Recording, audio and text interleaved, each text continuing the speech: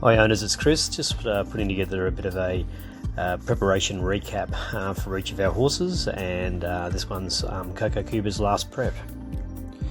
After trialling really well at Warwick Farm on the 12th of May, we took Coco Cuber to Kensington on the 3rd of June, kick him off on a Wednesday midweek level.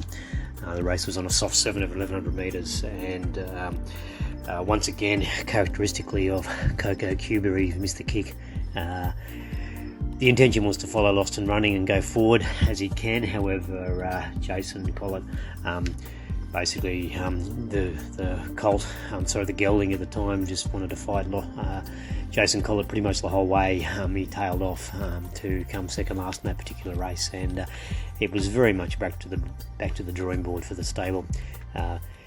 Jason got off him, and we talked and quizzed about certain types of gear that the horse might have and what he could do in running, and the intention of the stable to try to settle him so that he could get more distance certainly needed a rethink. So certainly after much consternation, we took Coco Cuber off to Gosford on the 30th of June, so a good 27-day break, and on this particular race is ridden by Mitchell Bell, and he did sort of get to the lead at this particular point in time, but once again, it wasn't a genuine commodity in this particular race over 1,000 metres. Some possibility that it was too short. At the time, we thought that the theory was that he wasn't a wet tracker, as it was a Class 1 on a soft 7, and we were still learning much more about Coco Cuber and where he was at. Well, third up, we took Coco to Wyong on the 21st of July, jumped him up to 1100 metres on a benchmark 64 on a soft 5 Mitchell Bell Road. He jumped average as he usually does, but he circled the field as instructed, took on the lead. Had to do a fair bit of work to lead in this particular field. They went pretty hard. As he got around the turn, we got a bit excited on this one, but he faded a bit and ended up coming 7th out of 12. Certainly a bit concerned. 31st of July, 10 days later, we took him to Wyong, backed him up after 10 days, this time on a heavy 8. And over 1100 metres in a benchmark 64, and to be honest, he brained him on this occasion. He beat up on two horses, Moshed Up and Can I Rock, that have some decent ability, and was allowed by Mitchell Bell to roll along in front, which was some of the owner's intention from the beginning, showing how he couldn't settle, and the gelding went extremely well. It was a good day. It was quite a relief to know that we still had a racehorse on our hands. Still many questions about this guy, many question marks about how we're going to get him right and what sort of races he was suitable for, but a really good day and a really relieving day to know that we've still got a quality animal going forward.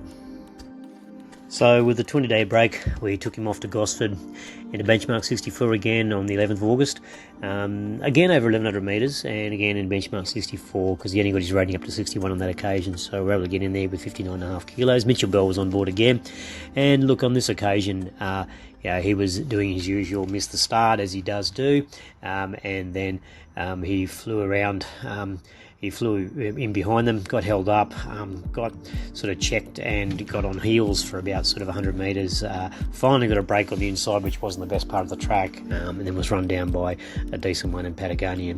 And so look, I thought, what was really positive about this run was that obviously with the third placing, once again he showed that the win at Wyong wasn't a flash in the pan, it wasn't a fluke, and that the horse was becoming more genuine. Certainly tried his guts out, wasn't racing around sillily, even throwing his head around trying to fight the jockey, and we still felt confident that we had going commodity going forward.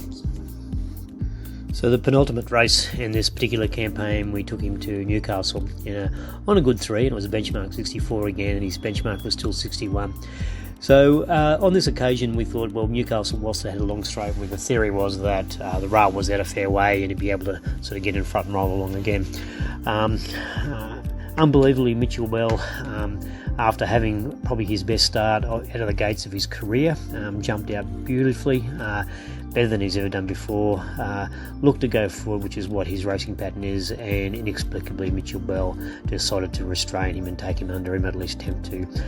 The horse pulled and weaved and carried on and threw his head around and fought Mitchell for a good sort of 300 metres, and basically had no chance. On the positives, I felt as if the the horse tried really hard and is showing much more genuine behaviour and much more genuine attitude towards his racing, despite the trying to not being able to restrain him. So after this, we decided, you know what, we need to have a change of scenery, and that's what we did as a group of owners. And I'm happy for your contribution and the way that it went down. It was pretty seamless, and I hope everyone's happy going forward. So what did we learn from this campaign? I think that we learned that this horse will be difficult to restrain no matter how we train him. We need to take him to the best trainer that we could find, and I think we've done that on this occasion and get the best out of him. I think that the horse is showing us that he has the potential to be city class, and I think we need to give him the best opportunity to show that. He's also racing more genuinely at the end of his campaign, and we know that now he can handle the wet, and if anything, he probably sometimes relishes the wet ground. So overall, this prep, he had 6 starts for a win and a third and a fourth, and he's currently now earned us $67,000 in prize money and had 2 wins out of 10 starts, which is pretty modest, but I think going forward, given the troubles we've had with this horse, I'd suggest that's pretty creditable.